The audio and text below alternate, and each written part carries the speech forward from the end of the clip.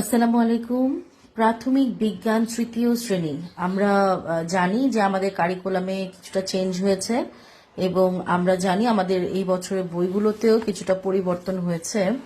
তো আমরা আসলে বাচ্চাদেরকে কিভাবে ক্লাসে সহজে পড়িয়ে দিতে চাই বা পড়িয়ে দিতে পারি সে ব্যাপারেই আমি চেষ্টা করব ছোট ছোট ভিডিও আকারে প্রত্যেকটা অধ্যায় ভিত্তিক আপনাদেরকে একটু সাহায্য করার জন্য, বা বাচ্চারা যারা নিজেরা বাসায় পড়ছে তারাও কিভাবে বাসায় পড়তে পারে সেই জিনিসগুলো আমি চেষ্টা করব আমার ছোট ছোট ভিডিওর মাধ্যমে আপনাদেরকে সাহায্য করার জন্য। তো এখানে আমরা দেখছি প্রথম অধ্যায় উদ্ভিদের পরিচিতি। এখানে আসলে মানে উদ্ভিদে কত প্রকার এবং উদ্ভিদে কি কি আছে সেই সম্পর্কিত সকল রকম তথ্য এখানে আমরা বাচ্চাদেরকে পড়াবো শ্রেণীতে, এবং প্রয়োজনে বাহিরে যদি আমাদের কোনো গাছ বা এই ধরনের কোনো কিছু থাকে যেটা দিয়ে আমরা বাচ্চাদেরকে ফল ফুল পাতা কাণ্ড এই জিনিসগুলো সহজেই চেষ্টা করব বুঝিয়ে দেওয়ার জন্য।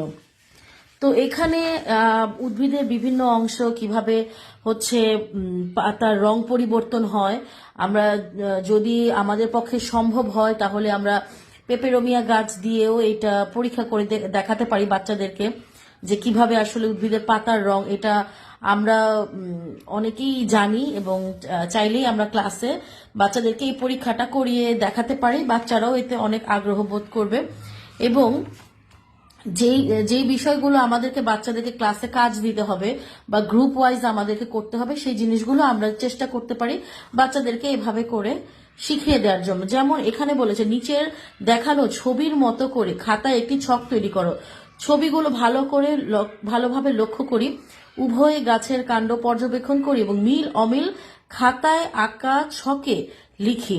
এখন মিল কি আছে, উভয় উদ্ভিদের কাণ্ড শক্ত, এই যে উদ্ভিদের কাণ্ড হচ্ছে শক্ত, কাণ্ড থেকে শাখা প্রশাখা বের হয়, এটা হচ্ছে মিল। আর অমিল কি আছে, গুল্ম শ্রেণীর উদ্ভিদের কাণ্ড বৃক্ষের মতো দীর্ঘ ও মোটা।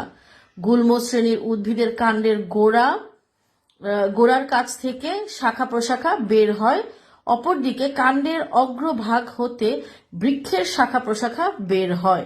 এগুলো আমরা চাইলে বাচ্চাদেরকে লিখিয়ে পড়িয়ে দিতে পারি।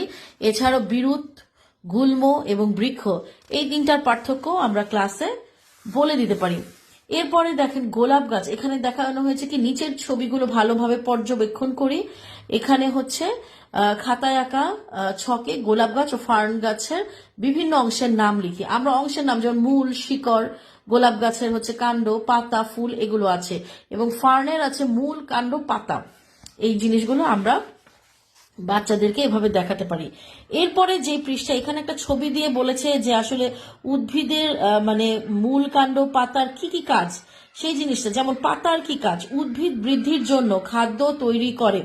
কাণ্ডের কাজ হচ্ছে উদ্ভিদের প্রয়োজনীয় পানি ও পুষ্টির উপাদান দেহের বিভিন্ন অংশে পৌঁছে দেয়। মূলের কাজ হলো মাটি থেকে পানি ও পুষ্টি উপাদান গ্রহণ করে এবং মাটির সঙ্গে উদ্ভিদ আঁকড়ে ধরে রাখে। এটা হচ্ছে মূল, কাণ্ড এবং পাতার কাজ, এটা আমরা এভাবে করে পড়াতে পারি। এরপরে এখানে একটা ছক দিয়ে দেওয়া হয়েছে এবং এখানে বলা হয়েছে যে আসলে কাণ্ড, মূল এবং ফুল কোনটার কেমন সেই জিনিসগুলো, এটা কি সপুষ্পক উদ্ভিদ নাকি অপুষ্পক উদ্ভিদ সেই জিনিসগুলো আমাদেরকে এখানে আলাদা করতে বলা হয়েছে এই ছকের মাধ্যমে। যেমন টমেটো, এর মূল হচ্ছে কি মাটির বেশি গভীরে যায় না, কাণ্ড হচ্ছে চিকন, ফুল হয় এবং এটা সপুষ্পক উদ্ভিদ, ফুল যেগুলোর হয় সেগুলোই সপুষ্পক। জবা গাছ মাটির বেশ গভীরে যায়, কাণ্ড হচ্ছে শক্ত ও কম মোটা, ফুল হয়, উদ্ভিদ হচ্ছে সপুষ্পক।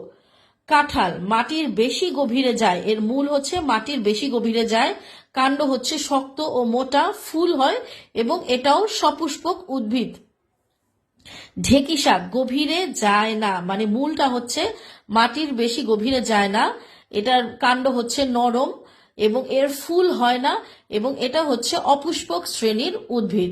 আমি আশা করব আপনাদের আমার এই ছোট্ট মানে যেই আমি চেষ্টা করলাম যতটুকু আপনাদেরকে সাহায্য করার জন্য, আশা করব আপনাদের কাজে আসবে। ধন্যবাদ। আসসালামু আলাইকুম।